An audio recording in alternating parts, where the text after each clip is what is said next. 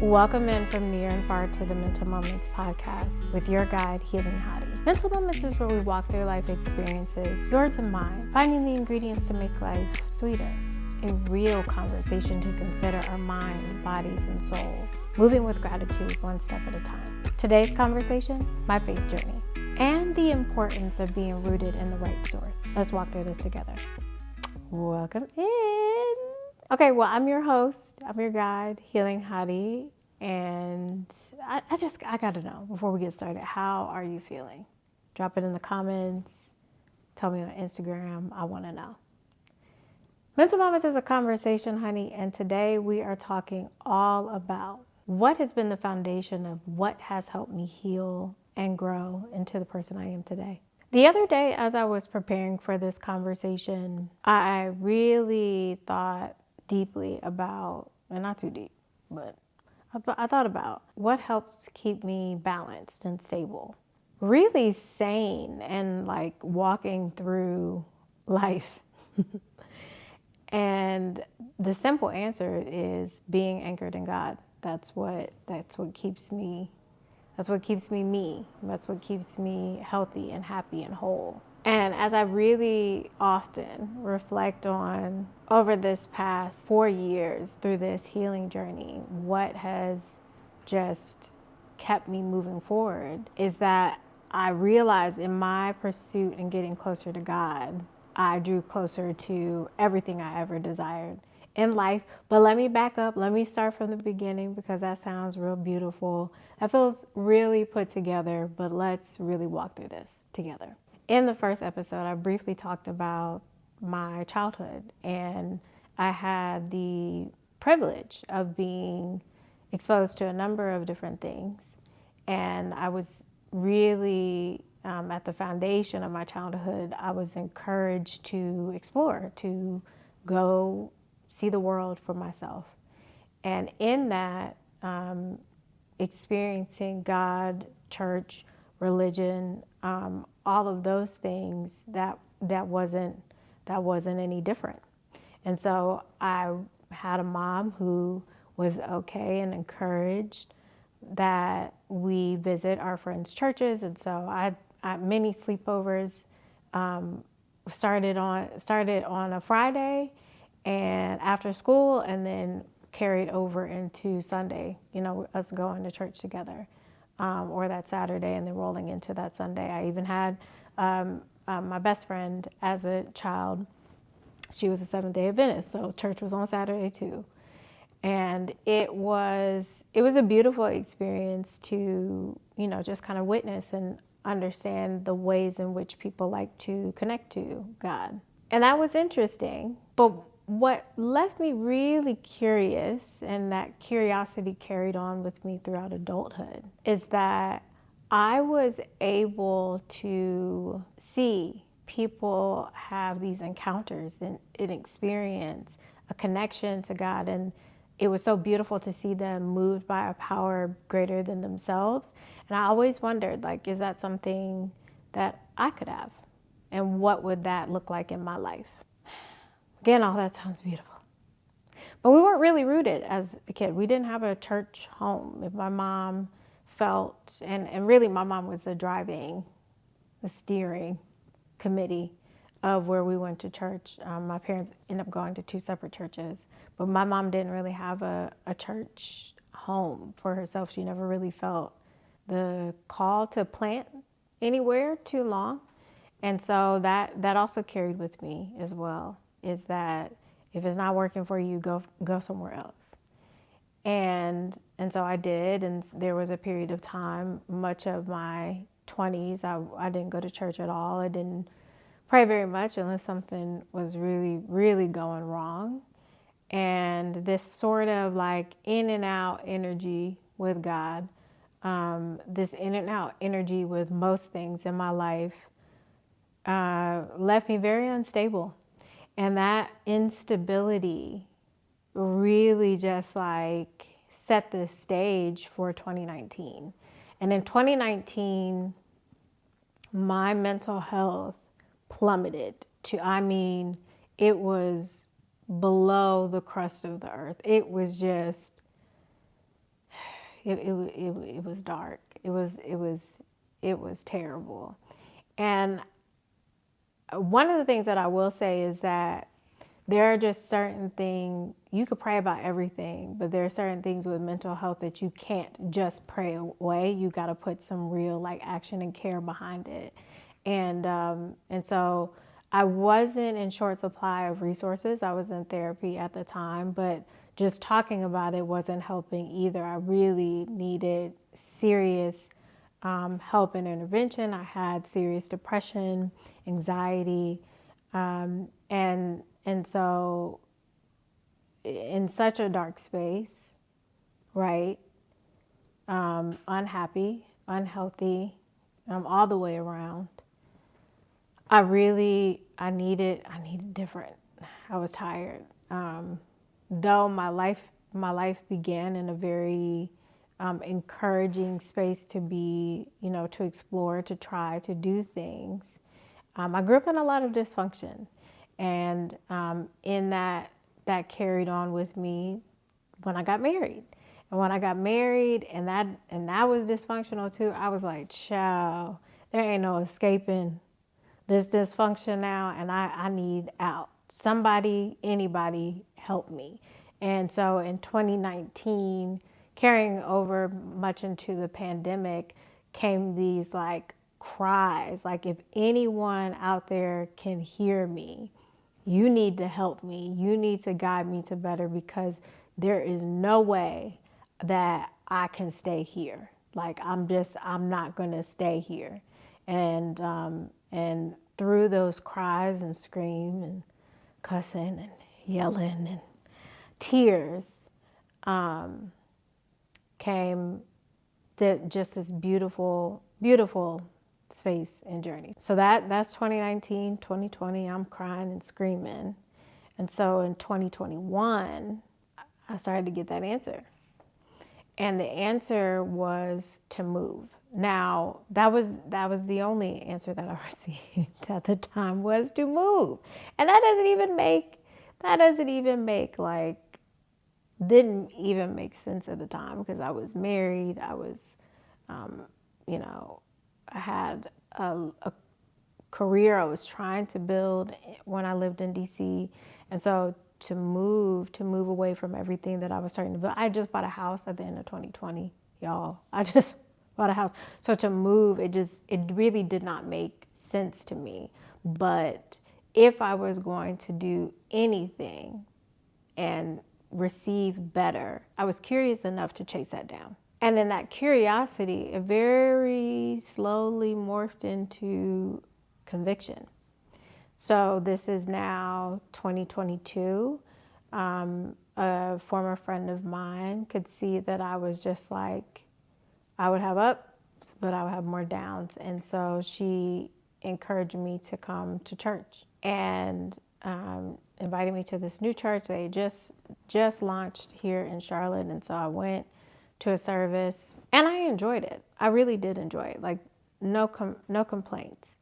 But as I kept going there, I kept feeling this very strong energy, which I now understand is conviction, to lean in more. And I'm curious. So I've always had this thing where I felt, my personal belief was, I did not believe in public baptism, because I felt like that was a very intimate moment that should be shared between you, God, and someone you trust. And so to do that like publicly just did not appeal to me. It started with me just starting to serve at that church, again, leaning into like community, leaning into what discipleship could look like, what I now understand as discipleship.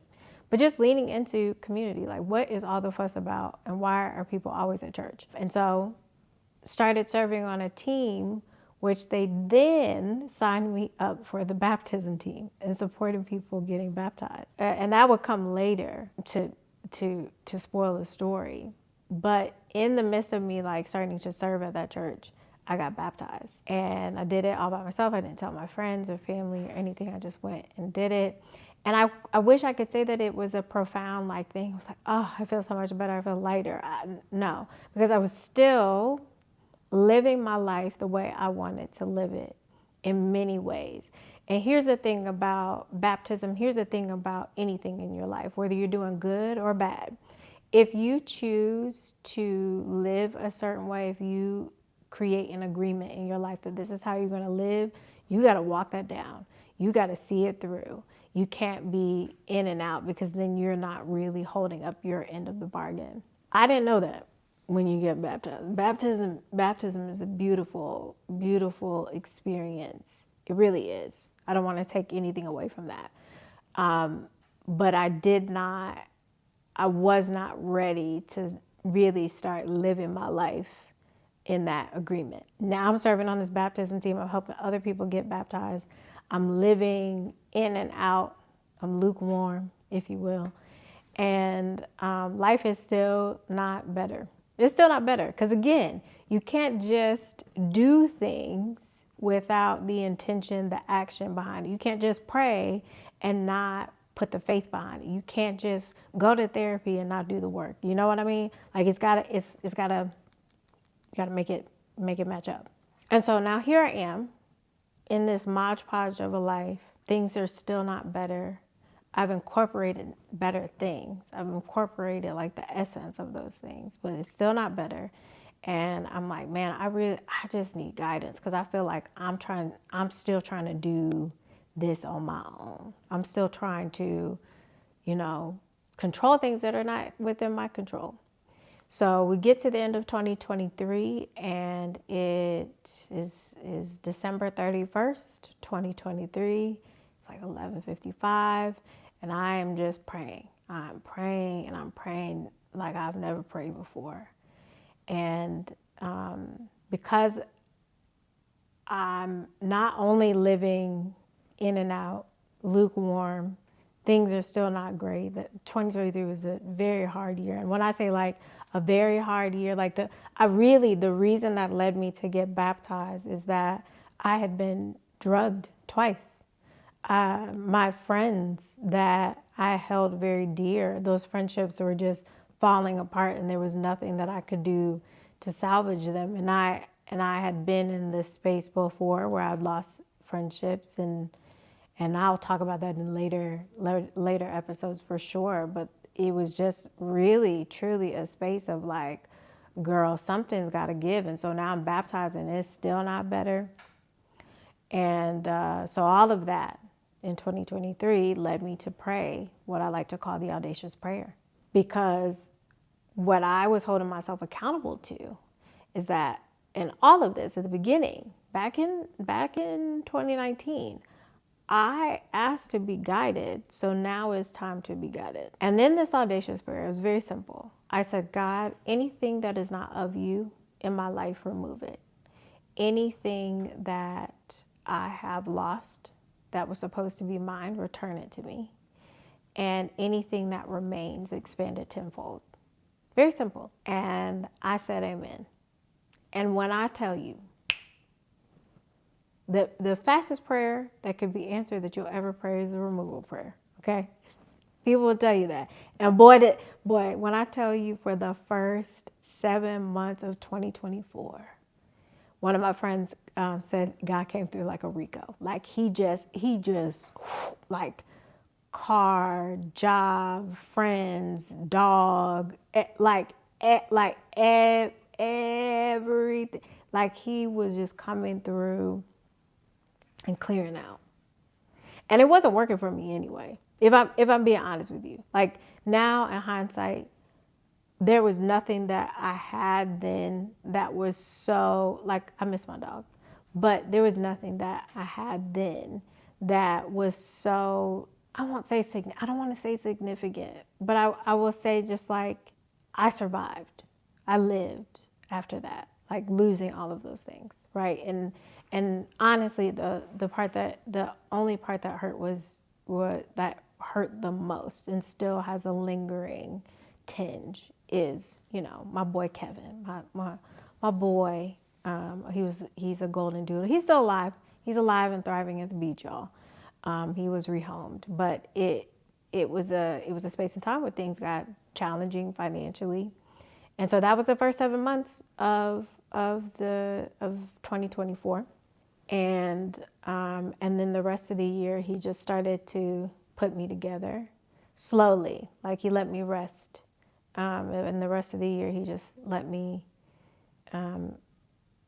start to really see where I could have things rebuilt in my life. And so that's what 2025 became, is like my rebuilding year, and being really restored and rebuilding that foundation in such a firm way.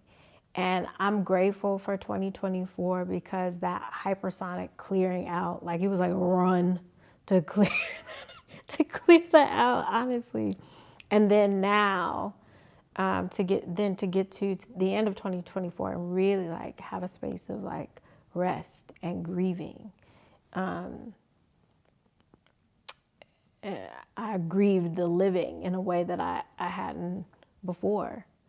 And so to then be able to walk out of that and be able to establish everything that I've established. And we'll talk about this in the coming episodes of like what 2025 looked like after that foundation had really settled. But I had to have the right foundation to stand on. And the beautiful thing that I experienced in all of 2024 was that I turned around at the end of it, and I recognized that, like, man, if he could answer the first part of that prayer and clear out what shouldn't be there, he's going to answer the rest. And to be heard is one of the most loving things that you can do. You can experience. And it's important to call out in 2024 that I was instructed to like plant seeds that really started to blossom in 2025, which again, I will be like, oh, it got so good. Like it got so good, y'all. And the orchard is still like growing and thriving and expanding in my life. And so I want to encourage anyone who has gone through a space where you've given it to God, where you've released control, where you have experienced a clearing out in your life, a removal in your life, is that you are still able to create in that time. You are still able to thrive and blossom and grow and be loved.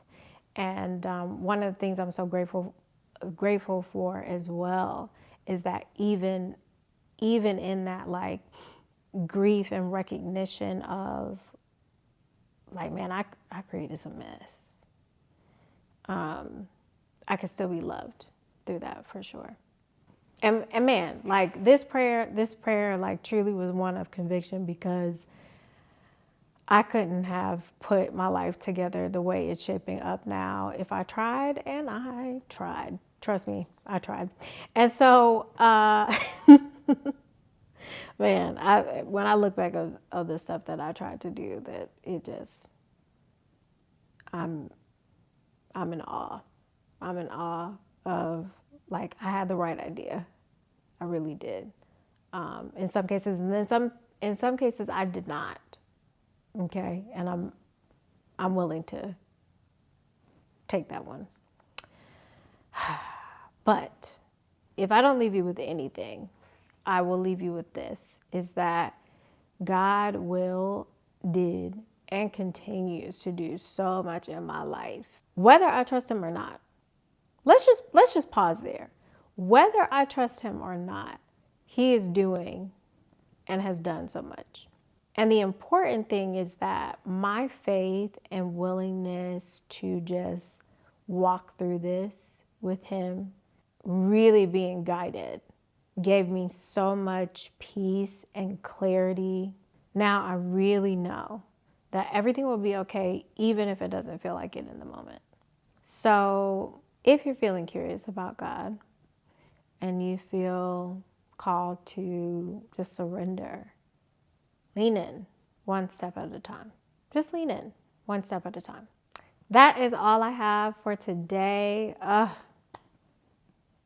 is so good, y'all.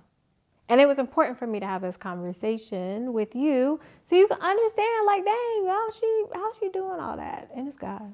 It's him. It's always him. It's gonna be him. And that's the foundation. That's part of my foundation. In our next conversation, we're gonna be talking all about now you know a little bit who I am and what I stand on. But how did I know what I need to heal from? We're gonna get into it, y'all. But remember, this is a conversation, so make sure that you follow us on Instagram at Mental Moments and Healing Hottie if you want to keep up with me so we can keep this conversation going. This is gonna have to stop right here, y'all. We're not gonna do that. We can't do that. We can't do that.